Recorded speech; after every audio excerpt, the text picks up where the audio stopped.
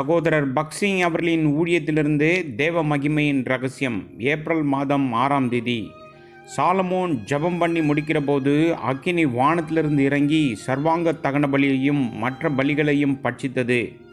கர்த்தருடைய மகிமையும் ஆலயத்தை நிரப்பிற்று. 2 நாளாகமத்தின் புஸ்தகம் 7வது அதிகாரம் 1வது வசனம். தேவன் செயல்படும் சில தெய்வீக கொள்கைகள் இருக்கின்றது.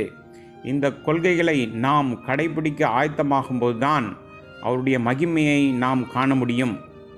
யாத்ராமத்தின் புஸ்தகம் 40வது அதிகாரத்தில் இந்த தெய்வீக கொள்கைகளை நிறைவேற்றுவதன் மூலம் மகிமை எவ்வாறு வந்தது என்பதை பார்க்கின்றோம். வசனம் 16, 19, 21, 23, 25, 27, 29, 32 மற்றும் 33. இதில் உள்ள வசனங்களை வாசித்தால் நமக்கு நன்றாக தெரியும். கர்த்தர் மோசேக்கு கட்டளையிட்டபடியே மேலும் கடைசி வசனத்தில் நாம் வாசிக்கின்றோம், அப்படியே மோசே வேலையை செய்து முடித்தான். பின்னர் யாத்ராமத்தின் புஸ்தகம் 40வது அதிகாரம் 34வது வசனத்தில் கர்த்தருடைய மகிமை கூடாரத்தை நிரப்பியது என்று சொல்லி நாம் வாசிக்கின்றோம்.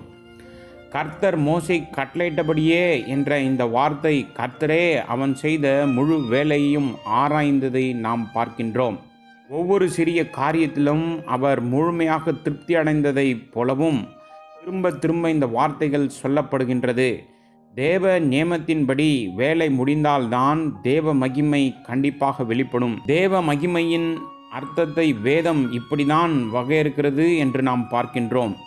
யோவான் சுவிசேஷம் 4வது அதிகாரம் 34வது வசனத்தில் இயேசு அவர்களை நோக்கி, நான் என்னை அனுப்பினருடைய சித்தத்தின்படி செய்து அவருடைய கிரியையை முடிப்பதே என்னுடைய போஜனமாக இருக்கிறது என்று சொல்வதை பாருங்கள்.